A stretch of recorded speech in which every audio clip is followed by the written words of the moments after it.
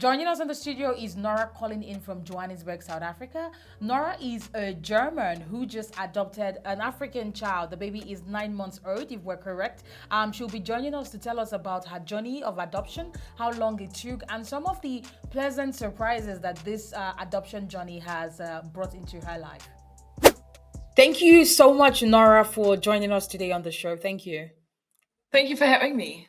I think we can just start from the top. I would love to know what prompted you to start this journey of adoption to decide that you want to become an adoptive mom or a family. So I have known for a long time, and luckily I found a partner who is on board with me. I lived in Tanzania for a while, and it was really a realization, even back then when I was still very young, 23, and certainly in no position to raise a child, that the opportunities that I can give simply by having a German passport and having a certain standing in the world are much vaster than a lot of what people have access to. So and then it just became like a fact of life, and when we then had the opportunity, we went with it. Tell us about this adoption journey. How long did it take from when you knew you wanted to, adopt a child to when you finally got your baby in your arms? And what was that process like? So we have a 4-year-old biological girl. So that's why we opted to then get an adopted boy. Gender we cannot determine, but sex you can. So that's the we decided we wanted to have one of each, and with adoption, of course, you're in the privileged position to do that. So we now have two kids. Our daughter, she's 4, and then we have the little boy, he's 9 months old now. He's been with us for 3 months. Altogether, it took a year and a half.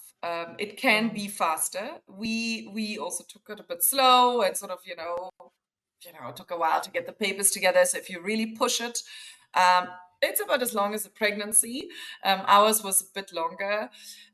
We had some issues finding a social worker that suited us as a family. So that was a big part of the journey.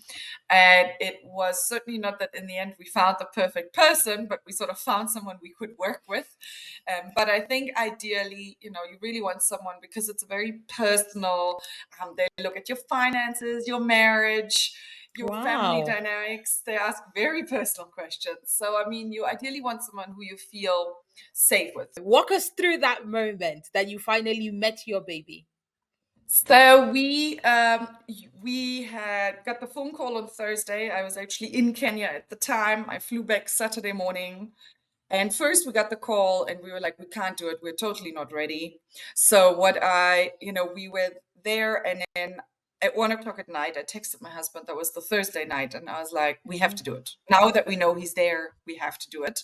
Then had a week to sort of get the house ready. On the Thursday, we met him for the first time, so that you then have an hour to meet him for the first time, and that was at his place of safety. And then sort of my daughter, my husband, and I, we met him. Then you do whatever you have to do for the rest of the day. You have one last night, and then you go to court. And then the judge is like, "Do you know why you're here? Can you state your name for the record?" And then you just take him home, and the whole process, you've met him an hour and a half, and then suddenly he's just with you and your family. We had picked him up from the court, and then my husband took him home. It was nap time. I went back to his home to pick up a few clothes that he had come with, and basically the we had so I went back there, and there was a boy who had arrived the same day as my son in the place of safety, so they were about the same age. And he was still there, and my son had gone to his forever family. And it hit me so hard. I was crying the whole way home in the car, because it was, sort of the luck of the draw. Like, one child has a family, And I realized, even should something happen to me and my husband the next day, he would never be back in the system. My parents, his parents, our best friends, our siblings would totally take him on, even though it wasn't their decision to adopt. But, it's our child. And that was sort of clear. And this other child who is still there. And also knowing that statistically, every day this child is there, it's less likely they're adopted, and just was it because one started with a different letter and therefore their file was on top? It's just in the end, it's so random. And it floored me. And it was probably one of the maybe when you ask, when does it hit you, the gravity of what you do? Maybe that was really the moment when I realized the the life you offer is just fundamentally different than if you stay, in a government system that is sort of underfunded and no one really has an interest in it. And now I just want us to move further to the reality on the about the intricacies and dynamic of your kind of adoption. You adopted a black son and South African and an African child, and your family white. How has that dynamic come into play? What are people's reactions? And even you as a mother, what are some adjustments, and your husband as well, and your daughter, what are some adjustments that you are mentally making regarding raising a black son in South Africa? In South Africa. this it was a very big part. I mean, I think that was probably the part that gave me most doubts. Are we doing the right thing? Are we the white saviors? Is there white guilt? I mean, so many aspects, which ultimately I don't have answers to. It's not like I have resolved this big moral conundrum. What we settled on in the end, I think, is to say we want a child. We can give a good home to a child.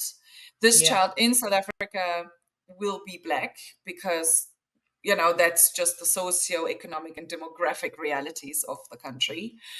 yeah, So, and then the question is, are we not going to do it because of this, political or even ethical aspect? And I can totally understand that people object or think it's not the right thing to do. I told a friend of mine who had very harsh opinions about it, was like, just go into an orphanage and then tell me again that it isn't the right thing, because the system is vast. It doesn't provide the opportunities. Now, whether he's going to take the opportunities, of course, is totally up to him. As a parent, you can only ever sort of give a foundation and offer. yeah, You cannot guarantee that your child will live that, or what we think are opportunities. Maybe he even considers them challenges. I mean, you never yeah, know how people view these things. yeah. In terms of the interracial adoption, how other people reacted. So I mean, the first 2 months, I thought everyone was staring at me. I was so self conscious and I was so, I think, self judging. But, Mm, even today, I was at lunch with a friend and she's Indian, I'm South African Indian. Now we're sitting with him and myself.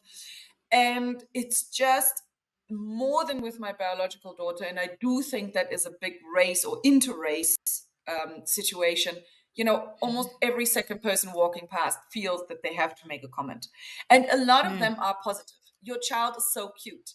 But even that, it's like a underhanded, sometimes from white people, it feels like an underhanded compliment, like he's so cute, even though he's black. Or, mm, you're doing such a good thing, probably because he's cute. Or, so there is that aspect from, then black people walking past who just make as many comments, if not more. yeah, It's almost like I don't judge you, or, there can be, so there's so many subtleties. And ultimately, of course, I realize when I read into how they react is also how I see it, right? And what I put yeah. on them. So it's Mm-hmm. such a complex interaction, especially in a country, where race is so important and so Mm, determinant. And, yeah, I told you, I mean, for us, definitely a big decision is probably not to move to Europe, because we just feel that for him and his identity, at least as a black man, there is an identity that can be confident.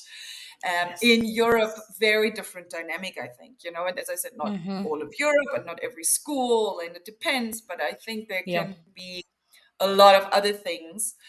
And how he ultimately deals with his identity questions, you know, I just hope by the time he realizes, he is confident and we are confident enough to sort of hold whatever will come.